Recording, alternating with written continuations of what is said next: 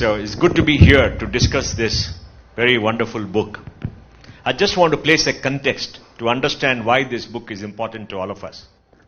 Sanatana Dharma came up in the economy of surpluses. If you look at old civilization, this civilization was a rich civilization because we were in an economy of surpluses, being an economy where there was abundant water in Bharatavarsha.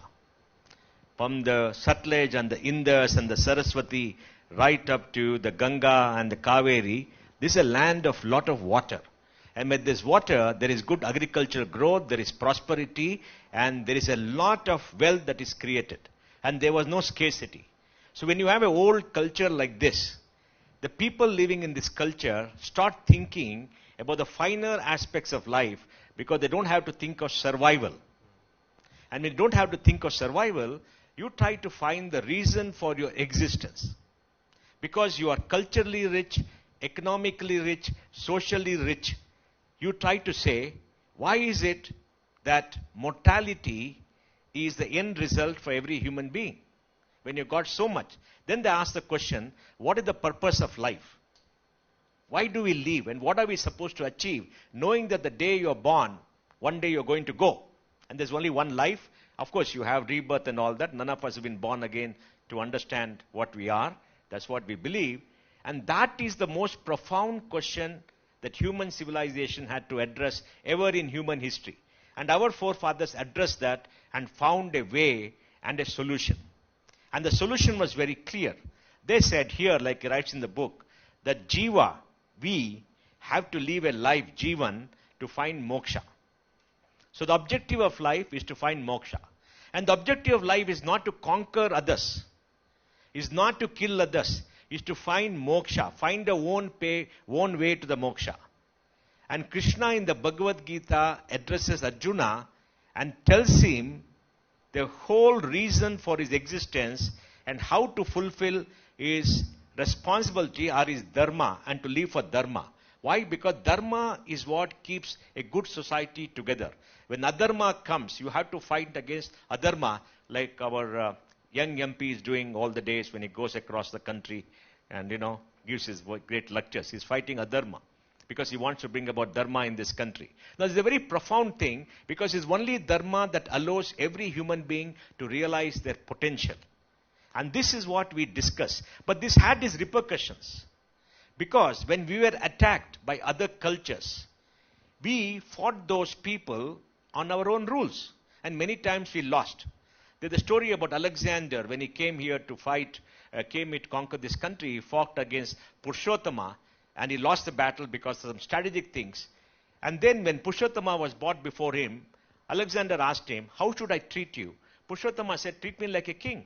I've been defeated, treat me like a king. Because that was the dharma. You don't kill your enemy, you treat him like a king. Go fast forward in a battle where Akbar fought when he was 13 years with Hemachandra called Hemu. Hemu was injured in the eye and so he lost the battle. Otherwise he was in a superior force because the stray arrow went and hurt him and he was incapacitated. Then they captured him, bound him, brought him before Akbar. And this brave young Akbar at 13 years took his sword and cut off his neck. Does it require bravery to cut the neck of a person, a human being who is bound up and cannot fight back? That's the kind of bravery those people had because they came from a culture of survival, a culture of want, a culture of having nothing, a desert culture. And for them, killing others, taking from everything without breaking all the rules and killing others was the way they fought. And I think this is a very important message for us to understand why we have become what we are. So this economy of surpluses, this economy of a rich culture, an economy which found a country, a civilization found the reason for human existence. And this is a country where there were 13 universities where people from all over the world came here to get knowledge and to understand in various areas of science and all other areas, became a very poor country because of his inability to fight successive invasions by forces from outside who played by a different rule. So if you go to the Mahabharata, when the Yuddha was found, the rules were very different. In the evening there was a bugle and they all went away, right? You never killed anybody who was down. And you fought by a set of rules. Those rules were not there with an alien culture and we were conquered and we became very, very poor. So this country was impoverished. And as it impoverished, we lost our attachment to our culture and to what we are as a rich civilization. Because the poor, impoverished people will always work for survival. We had a slavish mentality, and our great historians from Delhi started, praising the Mughals to say Indian history is all about Mughals, is all about foreigners conquering us. But we survived. When we survived. And now this country is coming up. And this country is becoming wealthy. And as we become wealthy, we have to rediscover our roots. Find out what made us what we are. Invest in our education. Invest in knowledge creation. And much of the knowledge that is there was taught by our forefathers who taught us the important thing. Yes, you can become powerful. What is the next step for Prime Minister Modi after his 1-2 election, win the next election? But you see the transition in the man. He's becoming more and more saintly. He's becoming more and more of a statesman. And he's looking at things that he has to do because he understands that is his karma. That is his ultimate goal, to get moksha. And his moksha is to a service to the people of this country. And that is what our leaders thought. And that is what our culture is. Our culture is not the conquest of nature. Our culture is not the killing of people. Our culture is not the mere accumulation of wealth. Because those things the people do. And today we have got climate change and we got a big problem because the Western civilization is based upon the conquest of nature, the mastery of nature, whether our civilization is based upon living in harmony of nature. That is why we worship the elements, we worship the forest, we worship the animals, because all of us are creatures of nature and God has made us all. And in our culture, we have the greatest gift of all, which you must keep as a country and a civilization. And that was told by Krishna to Arjuna at the end of the Gita Upadesha. And what is that? Krishna tells Arjuna in the end, "Oh Arjuna, I've told you everything that I wanted to know. But it's up to you to accept or not to accept. It's up to you to decide for yourself." That means we have the freedom to decide what we want, which other cultures don't have the freedom because they're based on dogma. They say they got one God, one way, and only they will go to heaven. The rest of us will not go to heaven.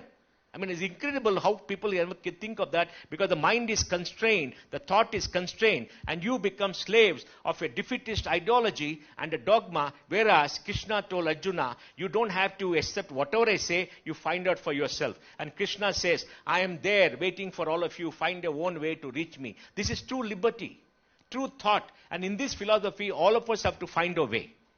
In the Mahabharata, in the end, the Pandavas go up in the Himalayas to meet their maker.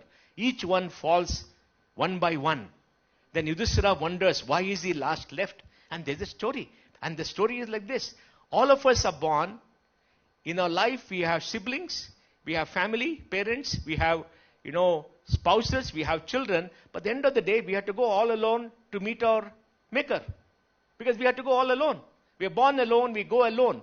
And during this time, we have our relationships. We live a rich life, what is called Jivan. Right? And Jivan. And then Jiva is you. And what is the end? Is Moksha. And how can Moksha come? Moksha can come by living a life of Dharma. Now, why am I saying all this? Because in this book, Professor Mukund has given us the 10 gunas are required, because attaining moksha just cannot happen by saying, I want to attain moksha. There is a technology, there is a process, there are mindsets, there are things to do to attain that, and you have to live this life in stages. And that is what he has done. 10 gunas that you should have to this. So I would commend that we read this book. But remember always, your inheritance of a great civilization, all of us have to find a way. And these gunas and this book is a guide for you.